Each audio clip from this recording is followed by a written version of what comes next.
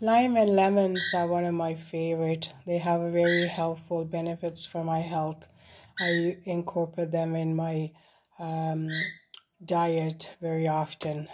Stay very consistent with it.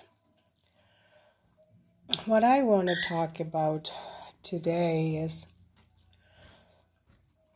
we love to see our leaders, our politicians, when they're charismatic or very charming, and their words are beautiful. They speak lovely. And we like them equally if they're keeping their promises and they're doing to improve things in our society, in our human condition. I know we've heard lately, we had one of those world leaders, the female world leaders in New Zealand, and she said she's got an empty tank, probably loads of money in the bank though, but she said it was hard for her to keep on going. And she also said she's a human being, and she's got teary eyes, which is all perfectly normal. And we must have a compassion for people, regardless of their status, their jobs. But what we come to recognize lately, we're not really seeing the big picture. Which was fine for the most part of our lives. We keep on going, thinking I don't want to engage in our social stuff and political stuff. We're basically very simple people. We don't want to engage with anything. We're keeping a low profile, which is also very normal, which is what I was doing for the majority of my life. Some might argue, but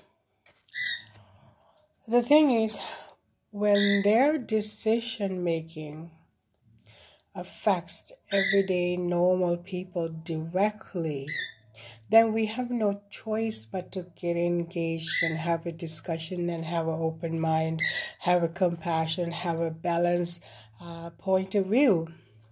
I think it is a reasonable expectations from the population.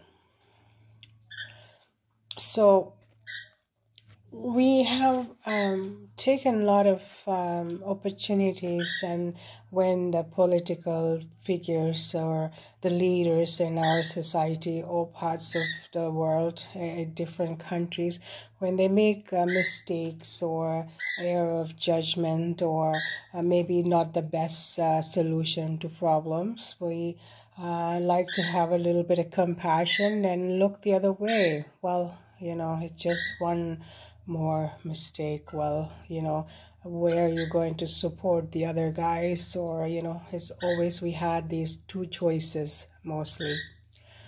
But unfortunately, when their decision making affect people, everyday life, ordinary people, when they're really not causing any trouble for anyone, living their life, going to work, doing long hours and barely make it through, then we had to question, where is all this going to end?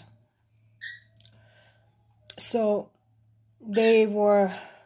this particular prime minister, she reminded us immediately how she was a human being, and it's enough. There's not enough energy in her tank, so therefore she's going to be married and resign from her post and political life. So, although it is her expectation, I think that she had done some choices, didn't really regard for the comfort of humans. For example, she's very strict with her policies regarding certain the pandemic we had. And she's very forward and saying the 14-day quarantine, and if you refuse to do certain things, you would have 14 more days. And they're very confident about their decision makings over the people. So, but at some point, we all have to take the responsibility and say, look, I'm not sure your decision making is very sincere and is very beneficial to our population. These large number of issues that are not practical, that are not compassionate, they are not supporting the human existence in any way without major mental health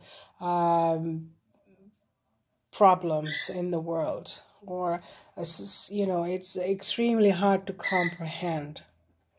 When we come to this level, we are to question everything, because then once people are so quick to forgive and forget, but it's not the same courtesy that was shown to human beings, this is where all the problems start. Because throughout our history, we had gone through these things and looking the other way. Therefore, a human condition suffered tremendously. That happened to our native children, in the school, the burial grounds. They are digging up, and there are evidence. But I'm pretty sure somewhere along the way, some people turn the blind eye to these circumstances. They figured they don't have to answer to anyone.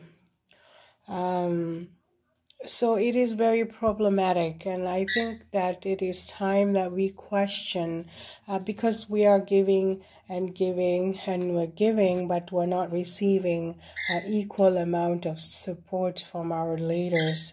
At some point, we are to question, this doesn't make any sense. So then the blame goes to the people as well, because we cannot just blame the one party and say, oh, well, it's the policies and the procedures, it's the way of life, because we never took time to question, we never reassessed things. This is where we have problems.